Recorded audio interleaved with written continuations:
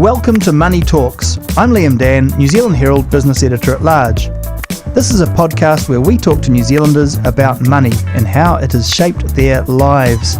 We're not going to tell you how to get rich. We're not going to pick the next interest rate move. But we are going to get you thinking about your relationship with money and what it really means to you. With me today, I have Chloe Swarbrick, Green Party MP for Auckland Central and party spokesperson for mental health, drug law reform, local government, arts, culture and heritage, small business, broadcasting and youth. Kia ora, Chloe. Welcome to the show. Did I miss anything there? You did. You missed revenue. I'm also now on the Finance and Expenditure Committee. Well, there we go. There's been some changes, I think, since that bio was highly written. relevant later on too.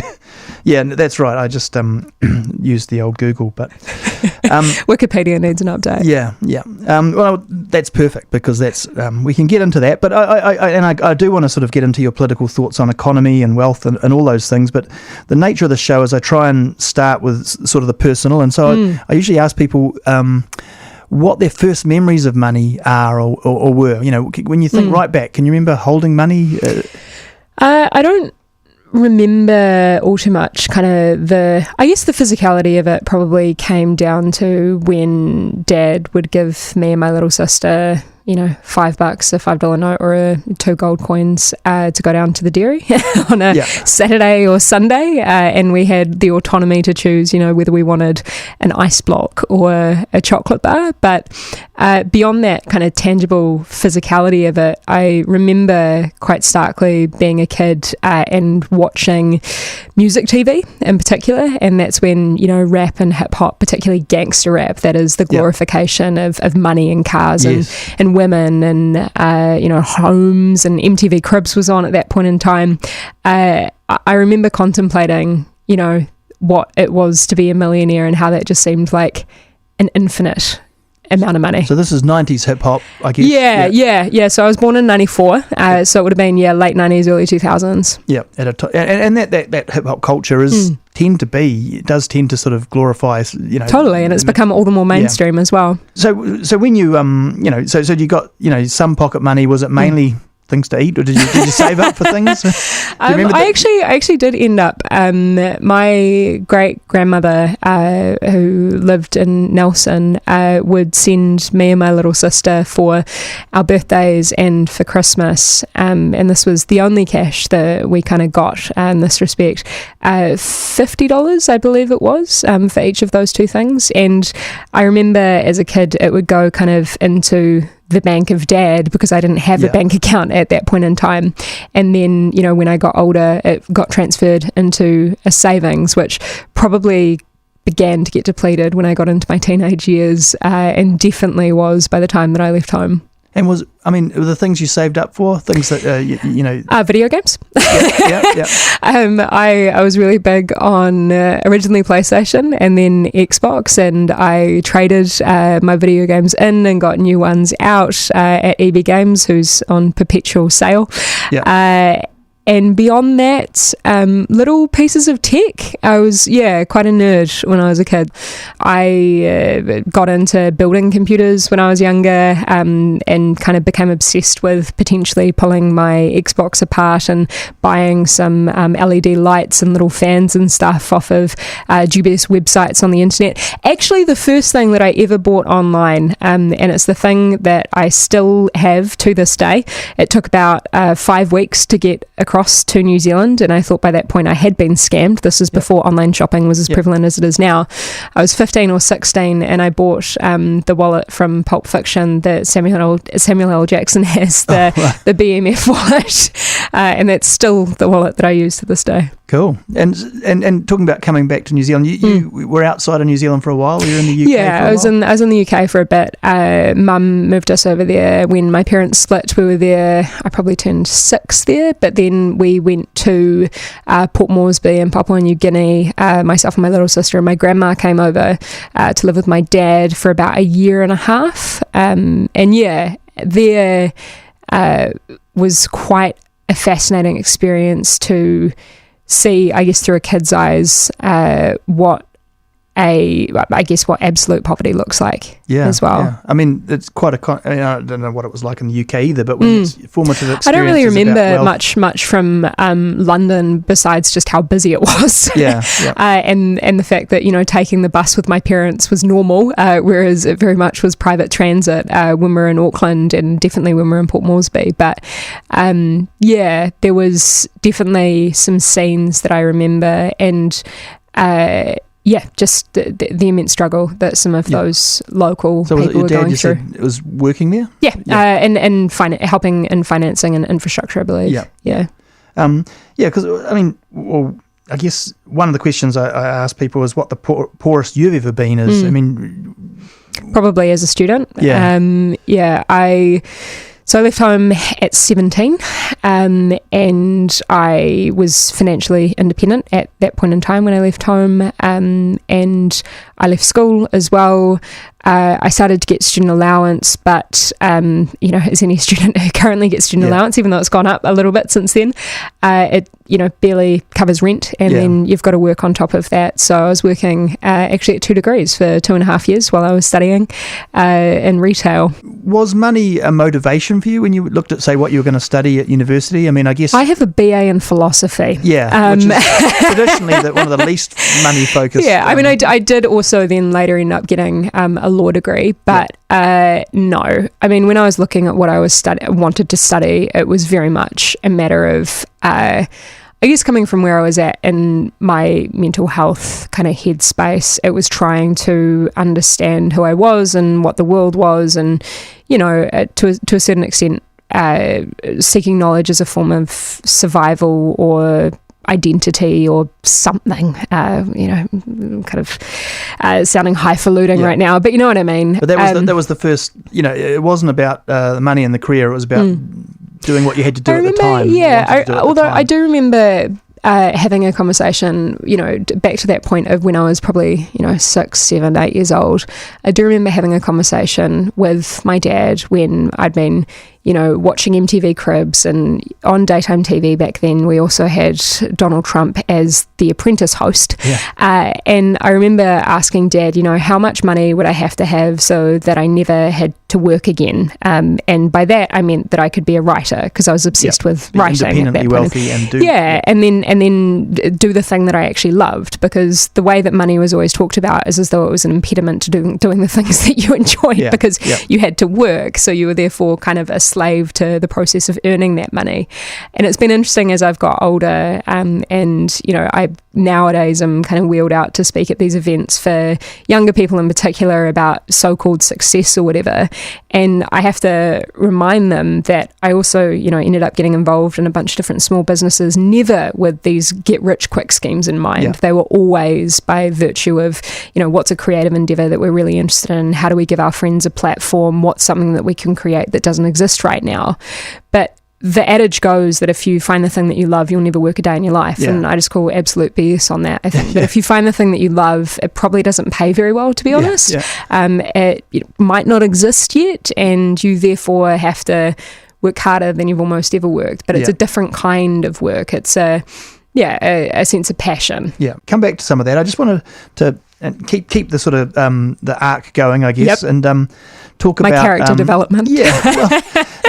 So you're elected to Parliament at 23, and actually there was the mayoral campaign that was high profile before that, right? But you get elected to Parliament, and I talk to people who are politicians who have often been in business and things. They go, isn't it, you have to take a big pay cut and all this sort of stuff. Yes, I'm not Chris Luxon. Presumably for you, it was actually a regular pay packet and a reasonable one for a 23-year-old. So did that change your life? Did you suddenly have more choices? And I suddenly was definitely able to support my family and my younger sister, and I was able to also invest in my friends, and particularly those friends who are creatives and artists and otherwise. And I have always, I guess, seen money as a tool in that respect. Like, there are so many instances where I could point you back to having, operated in the realm of small business, for lack of a better term, where I've seen money as a tool to solve problems when things have gone wrong. Because, some people get really fixated on this is going to cost XYZ to fix, and so that we can progress, and it's a sticking point which escalates to an argument and a breakdown of of relationship and otherwise. And I've, in those circumstances, sometimes just paid out of personal pocket to try and solve those problems. So yeah, the position that I am in now and that I got into subsequent to being elected meant also that I was able to buy new clothes. I was almost, some people made the point that I was wearing a uniform throughout the 2016 campaign in particular, but that's because all I could afford, knowing that I had to look semi-professional, was to get out of my band t-shirts and jeans. Yeah. I bought 3 white t-shirts and a pair of pants, and I circulated those throughout the entire mayoral campaign. So yeah, I got some suits. Yeah. And do you sort of follow I don't have to get into your personal financial details, but are you a follower of like the sort of basic personal finance rules? Do you do I save? Save and keep, are you a saver? I do. Yeah, and I am, also following that pathway of learning all the more about kind of personal financing and the options that are available with regard to ethical finance. Yep. One of the kind of many points therein that has become evident is the need for greater transparency. Yeah. And that's something which flows through into my parliamentary work. So particularly now as well on Finance and Expenditure Committee, but also, and I guess correlating to the point that we were making before about education, I've pursued some postgraduate papers at Victoria University of Wellington's public policy department around kind of economy and financing. Yeah. And how do you feel about debt? I mean, personally, and get to where across the whole I've never had a credit card. Yeah. I've never had a credit card because I think actually because of media and also because of the global financial crisis. Like I have been open about, what's occurred in my life. Like that hit my dad quite hard, and we had to move in with my grandma, and I have just always seen a way to steer clear of that has been just to not take it on. So the only debt that I've ever had has been my student loan.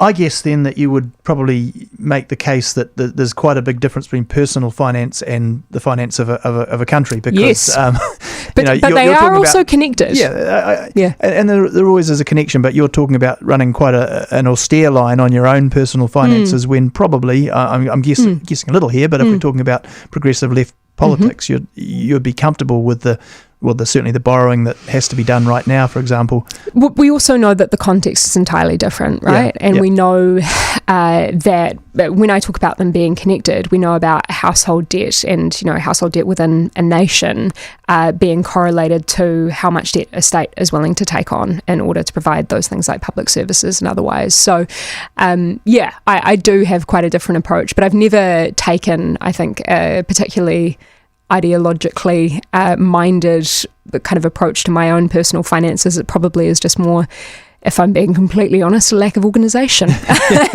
but also being focused on, how do I get through tomorrow? Yeah. And I think that's actually quite an important point to extrapolate on, the fact that when you are, struggling to get by on a day-to-day basis, it's very hard to set yourself rules or a strategy or a plan or tactics to quote unquote get ahead. And of course you can set aside the time or the resources or whatever to do that, and of course that's the argument progressed by some people. But when I was in that space, the only real hard and fast rule that I could make and that I could follow was don't get a credit card and pay off your student debt. Yeah. So, okay, look, I'll jump into sort of jumping into the sort of the economics, but the way I'll frame this differently if you like, but a way to sort of get to it is I like asking people what they think about why some people are poor and some people are rich. Distribution. Fundamentally. Yep. I take... I actually spoke in my maiden speech quite, not in an immensely black and white way, but I guess, for lack of a better term, it is a piece of political rhetoric to drive home a point. I said something along the lines of, we in this house decide who is rich and who is poor, who is sick and who is healthy. We decide who has clean drinking water and who doesn't. Basically recognising that, I am, as I said before, I was born in 1994, so I'm effectively, a child of neoliberalism, or however you want to frame it. So I have always been, I grew up in a frame of thinking about, economics and finance as my NCA level 1 supply and demand graph in my economics level 1 papers. And as I built, I guess, a more nuanced understanding, and particularly actually also an understanding of the history of economics and how, these are all theories, and, am able to unpack and critique things like the rational man and the invisible hand and all of the other things, which came from my study in philosophy and then later in law, which I took on to try and unpack or to try and understand the fact that, these things are not natural phenomena. They are man-made, and we create rules and then we enforce those rules. Yeah. So in terms of who gets rich and who gets poor and the things that we value in society, I take more of, I guess, in terms of how to solve these problems. Probably the best that I've hit on so far is an amalgamation of Tom R. Piketty's thinking and best visualised in the model of Kate Raworth's Donut Economics. Sure. And I'm very interested in this right now because it feels like there is a shift going on, and that some of the old neoliberal values are really kind of crumbling a bit. But I still want to sort of just challenge you and ask you, so that on the right, the idea of the individual actor and the idea that, the actual, so redistribution, you can end up, they would argue, distributing to the point that everybody's poor, and where's the wealth where's the motivation for the wealth creation to start the factory, make the thing? Well, I guess if you really want to get into that, then Adam Smith, the so-called kind of godfather of the capitalism that we talk about today, didn't endorse the idea of what we now see as the limited liability company. Right. You could not set a limit to how much risk you could take on. Yeah. But it is the case now that we have a system that enables people to privatize profit and to socialize cost or to socialize risk. Yeah. And perhaps nowhere is this more evident than in the so-called externalities of the climate crises and environmental degradation, but also social inequity. So I mean, I would refer people to, and, this is obviously one of the many examples that, of course, I would use, but, we have just expert report after expert report that showcases that we have massive loss of talent, of skill, and of opportunity when we don't ensure that kids in this country have the basics. Yeah. And I guess the classic right-wing conservative argument in response to that would be, but what about the parents? And again, it's that you will continue to subject people to these cycles of poverty and inequality unless you're willing to take responsibility and be a fuse breaker. And I guess that's the distinction between personal responsibility and the brandishing of that constantly, and what I see is the abdication of political responsibility. And I see that playing out across the board, perhaps nowhere more so than in drug law reform, but it's also actually interconnected to the issue of poverty and to kind of the criminal justice system. But I think that we have to realise that that is the point of state provision. And just finally, to challenge that notion of, the self-made, is that even, the people who have, can claim that they've made their wealth and they've never had a hand up and all of those other bits and pieces, they have used social infrastructure, whether it is a contract. You don't think about it, but a contract is something that has to, at the very least, if it's going to be enforced, sure, you pay your lawyers, but you use the infrastructure of the courts that are provided by the state. You're still using the roads, you're still using banking infrastructure, again, that is backed up by the state. You are using all of this infrastructure that is something that is commonly provided by tax. But is it all or nothing? I mean, just thinking, when I think about tax, I think, well, yes, I want to see things that we don't want in society tax more, but then tax less things that we want to encourage. So tax labour less and innovation, potentially tax wealth, because it's particularly passive wealth. So, Oh, I mean, absolutely. I mean, of course, I'm not advocating for absolute state control. Sure. And that's where polarization tends to mean that you get pushed into sort of extreme arguments. Exactly. And this is why, for reasons completely alien to me, people on Twitter or otherwise will paint our Prime Minister as some communist or something, which is just completely devoid of any history or economics textbook or rationale.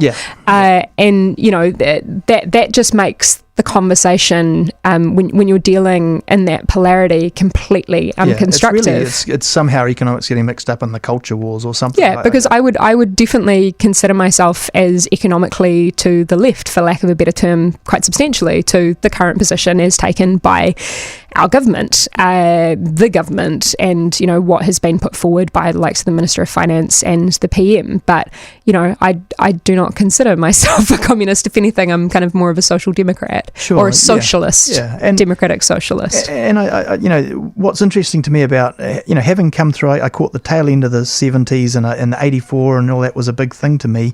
But that traditional economic debate, the reason I feel right now that the right is not doing well is because they're not able to,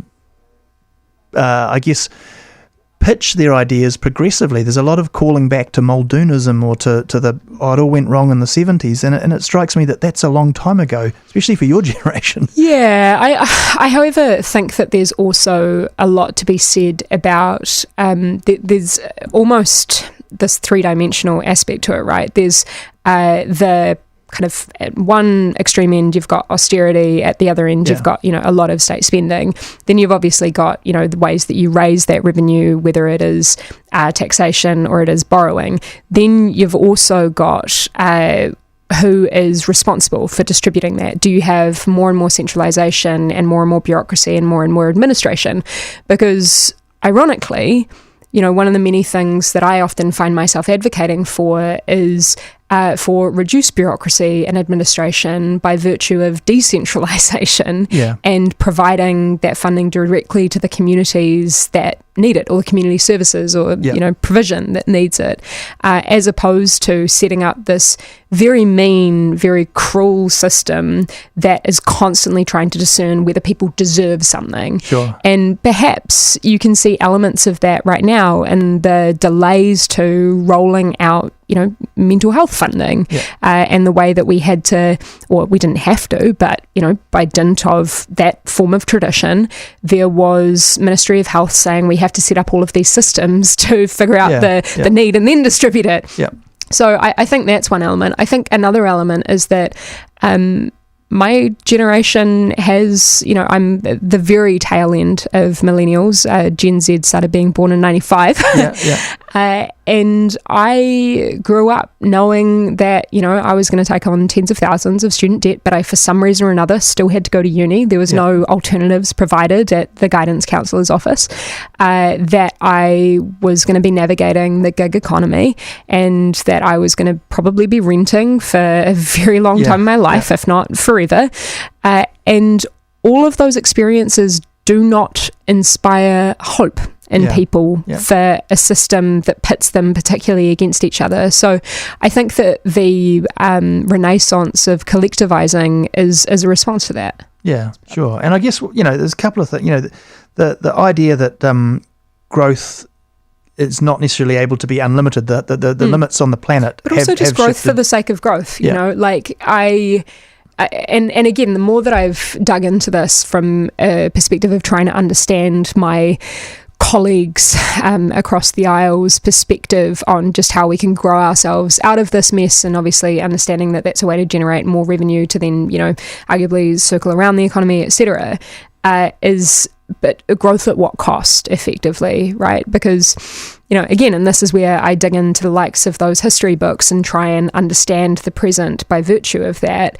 And that's where you have Simon Kuznets in the 1930s taking the concept of what he called gross national product, now GDP, to the Congress and saying, hey, this is a really good way to measure economic transactions, but God forbid, do not use it as the measure of what he called welfare, what we now call well-being. And we're all doing that.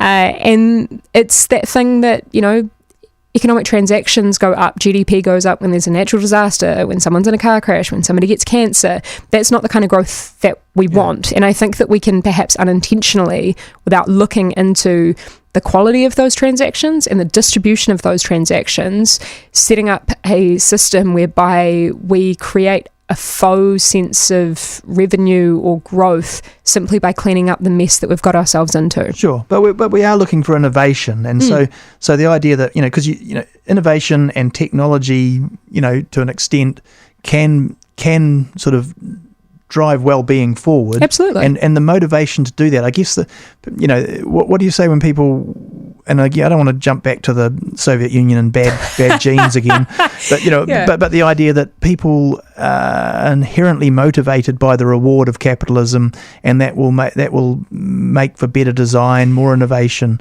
Every time that I've asked people what they're motivated by, and they've said by money, and I'm like, well, what do you mean by that? What do you do with that money? They've said things like, well, I have time to do the things that I love. I have time to spend with my kids. I can ensure that they live a good life, and all of those bits and pieces. I think that demonstrates just how frequently we are so used to getting fixated on the means and not the end.